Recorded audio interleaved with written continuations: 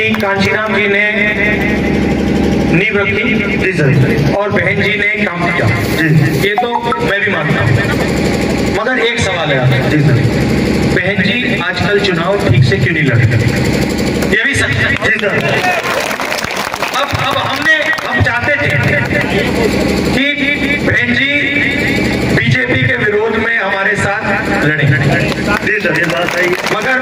मगर मायावती जी किसी न किसी कारण नहीं लड़ी, तो ये भी मतलब हमें तो काफी दुख लगा, क्योंकि अगर तीनों पार्टियां एक साथ हो जाती तो बीजेपी कभी नहीं जीत सकती जी सर। सही है सर। एक दौर था जब उत्तर प्रदेश में मायावती यानी कि बीएसपी का एक अपना किला होता था, एक अपना साम्राज्य होता था। अगर हम उससे पहले चलें तो 1990 से लेकर 2000 तक लड़ाई सिर्फ इसी बात पे होती थी, कौन कितनी सीटें और किनके पक्ष में कितने वोट आ रहे हैं, हम जाति समीकरण को कितना मजबूत कर सकते हैं।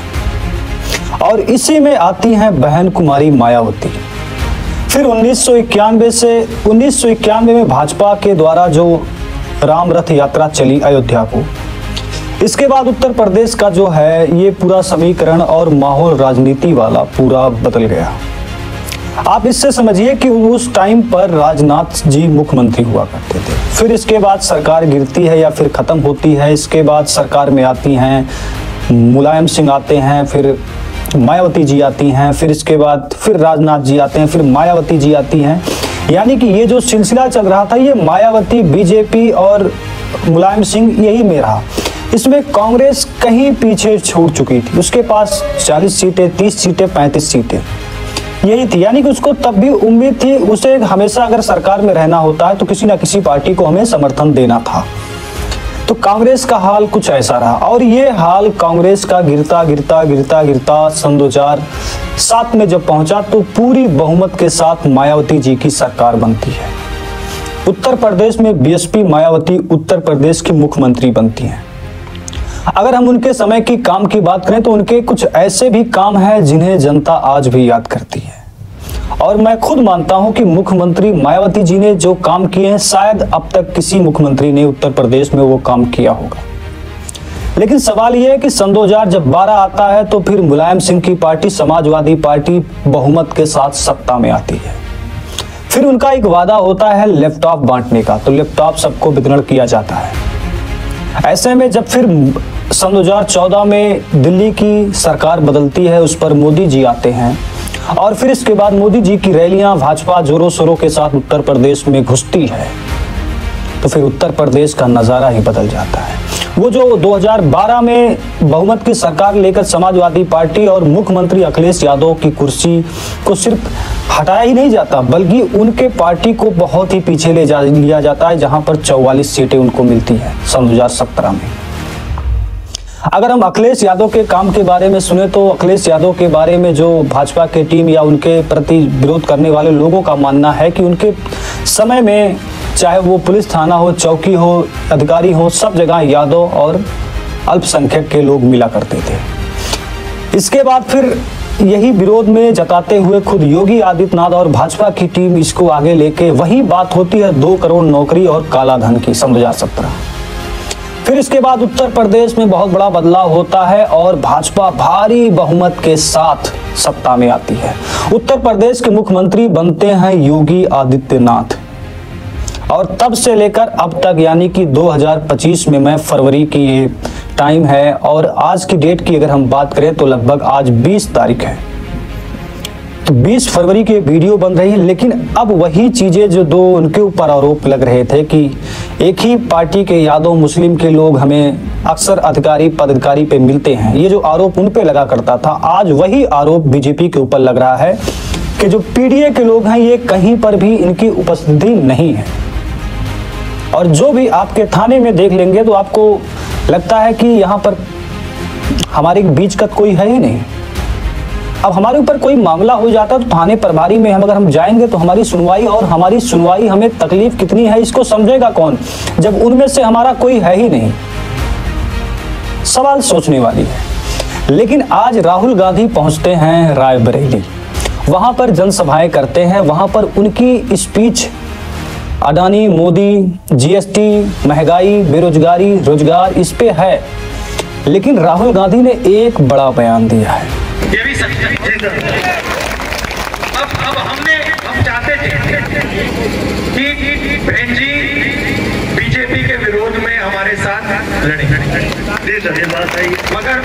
मगर मायावती जी किसी न किसी कारण नहीं लड़ी। तो ये भी मतलब हमें तो काफी दुख लगा। कांग्रेस सांसद राहुल गांधी जी ने 2 दिन के दौरे पर गुरुवार को रायबरेली पहुंचते हैं। सबसे पहले बरछाओं में कार्यकर्ताओं को संबोधित किया, कहा कि बीजेपी ने जीएसटी और नोटबंदी कर देश में बेरोजगारी, महंगाई बढ़ा दी। सही बात है कि जब से नोटबंदी किया गया तब से हमारे देश की अर्थव्यवस्था कितनी सुधरी, ये आप जानते हैं कि तब से हमारे साथ हुआ क्या। अब हम बनते केंद्र सरकार में ईमानदारी से अगर काम करे, राहुल गांधी कहते हैं अगर केंद्र सरकार ईमानदारी से काम करे तो करोड़ों युवाओं को रोजगार मिल सकता है। महाकुंभ जाने के सवाल पर राहुल गांधी ने क्या कहा? नमस्कार, और आगे बढ़ गए। कुछ कहा नहीं कि हम महाकुंभ क्यों जाएंगे, क्या कब जाएंगे, कुछ नहीं इसके बारे में। अब सवाल यह है कि राहुल गांधी ने वहां जनसभा की, ये अडानी और मोदी जी के बारे में जो स्पीच होती हो तो आप जानते हैं क्या बोले होंगे, गरीबी अमीरी, संविधान बचाओ, ये तो सब तो था। लेकिन उनकी नजरें एक पार्टी और एक नेता के ऊपर और बनी थी, और उस नेता, उस पार्टी का नाम बीएसपी मायावती जी, बहन कुमारी मायावती जी। ऐसे में मेरा सवाल है, राहुल गांधी कहते हैं कि मेरा सवाल है बहन मायावती जी, आज तक कोई चुनाव ठीक से क्यों नहीं लड़ा? और जब लोकसभा का चुनाव था तो हम चाहते थे कि मायावती हमारे साथ आए और हमारे साथ मिलकर गठबंधन में चुनाव लड़े, लेकिन वो किन्हीं कारणों के कारण हमारे साथ नहीं जुड़ी। और उनका जो ये उन्होंने कहा, ये मैं बता रहा हूं कि उनका जो हाल हुआ कि एक भी सीटें बीएसपी पूरे उत्तर प्रदेश में नहीं जीत पाई। ये सही बात है कि अगर मायावती गठबंधन में होती तो कम से कम उनके पास 10 से 12 सांसद मुझे लगता कि होते, क्योंकि सीटें मिलती तो सीटें होते। और ये भी गारंटी है कि केंद्र में सरकार तब मोदी जी की नहीं बन पाती, ये गारंटी है। और इससे फायदा क्या होता कि मायावती जब 10-12 सीटों के साथ या 10-12 सांसदों के साथ संसद में आती और अपनी बात रखती, एक तरफ संविधान, दूसरी तरफ अखिलेश यादव यानी कि मायावती, तीनों लोग जब साथ में होते तो भैया कितना भी कुछ भी हो, लेकिन संविधान और भीमराव अंबेडकर को लेकर जो भावनाएं हैं जो देश में होना चाहिए वो 100% में से कुछ परसेंट तो आगे बढ़ता ही। यानी कि जो अगड़े पिछड़े की लड़ाई, इसमें थोड़ा प्रभाव और थोड़ा आगे बढ़ोतरी होती, लेकिन ऐसा हुआ नहीं। अच्छा, कुछ लोगों का मानना है कि मायावती को बी टीम माना जाता है बीजेपी का, कुछ लोगों का, ये मेरा मानना नहीं, कुछ लोगों का मानना है बी टीम माना जाता है। और मायावती जब भी सीट लड़वाती हैं तो खासकर उनका एक ही विचार होता है कि हम समाजवादी पार्टी को कमजोर करें, ऐसा प्रत्याशी उतारती हैं। सवाल में कई सवाल है, जैसे मान लेते हैं उपचुनाव में अंबेडकर नगर की कटहरी थी और यहाँ पर मायावती जी ने, एक तरफ तो लालजी वर्मा जी की वाइफ थी शोभावती वर्मा, दूसरी तरफ मायावती जी ने सीट किसको दिया? अमित कुमार वर्मा जी को, यानी कि वर्मा को लड़ा दिया यहाँ पर। तो ये बातें हो सकती, लेकिन जब वोट का जो रिजल्ट आया चुनाव का, तब समझ में आया कि भैया बीएसपी तो वो वोट भी नहीं बना सकी जो वर्मा जी का था। तो ये तो अलग की बात है। लेकिन राहुल गांधी की जो नजर है, उन्होंने कहा कि मायावती अगर हमारी साथ आए होती तो आज केंद्र में नरेंद्र मोदी जी प्रधानमंत्री नहीं होते, ना बीजेपी की सरकार होती। इस बात से मैं मान सकता हूं कि कम से कम 10-12 सीटें या और सीटें, हो सकता है 15-20 सीटें ऐसी होती जहां पर बीजेपी हार चुकी होती, यानी कि उसके पास, बीजेपी के पास मुझे लगता है 15 से 20 सीटों में बीजेपी सिमट जाती, अगर ऐसा हुआ होता। अब सवाल यह है कि राहुल गांधी ने मायावती जी को लेकर, बीएसपी को लेकर इतना बड़ा बयान दिया क्यों? तो अब देखिए कि उत्तर प्रदेश में सबसे ज्यादा, अगर हम आबादी जातीय समीकरण की बात करें तो दलित एससी वर्ग का वोट यहां पर काफी ज्यादा है, और जिनके समक्ष में दलित एससी का वोट जाता है अक्सर सरकार उन्हीं की बनती है। पहले ये दलित एससी का वोट बीएसपी का हुआ करता था, लेकिन 2017 के बाद ये वोट बीजेपी में शिफ्ट हुआ, लगभग आधे से ज्यादा। अब मायावती 3 पार्टी में तो भी शामिल होती, गिनती होती है, कांग्रेस से ज्यादा मजबूती में भी हैं, लेकिन आज का दौर देखेंगे 2024 लोकसभा चुनाव में 6 सांसद कांग्रेस के हैं, एक भी सांसद बीएसपी का नहीं है। तो घाटा किसका हुआ ये भी आप समझ रहे हैं। लेकिन सवाल ये है कि अगर राहुल गांधी, दलित एससी का वोट अगर राहुल गांधी यानी कि कांग्रेस को मिल जाता है और अल्पसंख्यक का वोट इसमें समाजवादी पार्टी का जो माना जाता है उसको भी जोड़ लेते हैं हम, तो मामला तो बन जाएगा फिर। अब सवाल यह है कि अल्पसंख्यक जाएगा राहुल गांधी के साथ?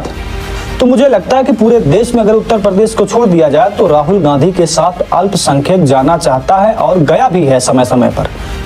तो ये बहुत बड़ी बात नहीं कि अल्पसंख्यक वाला वोट राहुल गांधी को बड़ी मुश्किल से मिलेगा, नहीं। अगर दलित एससी का वोट उनको मिल जाता है तो अल्पसंख्यक अपने आप ही जुड़ जाएंगे। वजह क्यों? क्योंकि अल्पसंख्यक भाजपा को वोट देना कितना चाहता है कितना नहीं चाहता ये तो आप जानते हैं। और अगर वो देखेगा कि हाँ कांग्रेस मजबूत है और दलित एससी का वोट मिल रहा है, यानी कांग्रेस मजबूती के साथ मैदान में, तो अल्पसंख्यक भैया कोई रास्ता नहीं उसके पास, वो सीधे घुस जाएगा कांग्रेस पार्टी राहुल गांधी के साथ। ऐसे में दलित एससी का समीकरण बन जाएगा। तो भैया अगर दोनों का समीकरण बन जाता है ना तो फिर 3 चीजें पीछे हो जाएंगी। बीजेपी तब भी रहेगी क्योंकि उसके पास जो अपर जात का वोट है, उच्च जात वाला वोट है, वो तो रहेगा। यानी कि तब मैदान में सिर्फ 3 लोग दिखेंगे, बीएसपी काफी पीछे चली जाएगी। अखिलेश यादव रहेंगे तीसरे नंबर पर, बीजेपी रहेगी दूसरे नंबर पर, कांग्रेस पहले नंबर पर, क्योंकि कांग्रेस का वोट हर जगह है लेकिन कम है। लेकिन जब ये दोनों वर्गों दलित एससी और अल्पसंख्यक का वोट जुड़ जाता है तो भैया माहौल बदल जाएगा। और इसी कोशिश में है राहुल गांधी। 2 दिन की उनकी रायबरेली में अभी हैं वो, और 2 दिन में काफी जितना हो सकेगा उतना प्रचार प्रसार में जाएंगे लोगों के बीच में। 27 का चुनाव है, ऐसे में समीकरण साधना बहुत जरूरी है। और कोशिश राहुल गांधी की यही है कि अब की जो गठबंधन हो उसमें बीएसपी भी हमारे साथ हो। अगर बीएसपी हमारे साथ आ गई तो फिर बीएसपी का जो वोट दलित एससी वाला जो माना जाता है वो वोट भी हमारे इस तरफ आकर्षक होगा, क्योंकि हम वैसे काम करेंगे, सरकार हमारी बनेगी उस हिसाब से हम काम करेंगे और दलित एससीओं के साथ उसी तरह से उनको रूप दिया जाएगा, उनका काम किया जाएगा, तो जाहिर की बात है बदलाव होगा। अब ये सोच है राहुल गांधी कांग्रेस पार्टी की, और इसीलिए तो बार बार दलित एससी का मुद्दा जो है वो काफी लंबे समय में है। तो अब आपको समझ में आ गया होगा आखिर राहुल गांधी रायबरेली में जो रैली है ये मेन इसका माइनस क्या है। हालांकि मैं तो कोई ये तो हूं नहीं भैया कि इसीलिए आए हैं, लेकिन मुझे जो लगता है और आपको भी समझ लेंगे तो लगेगा। धन्यवाद, देखते रहिए ऐसे ही उत्तर प्रदेश के, पूरे भारत के इस छोटे से, वैसे भी मेरी उम्र तो बहुत ज़्यादा नहीं है, राजनीति में मुझे बहुत ज़्यादा अभी तक जानकारी नहीं है, पर आप लोगों के ज़रिए और ख़ासकर आपके कमेंट के ज़रिए ही मुझे कुछ जानकारी मिलती है। धन्यवाद, नमस्कार।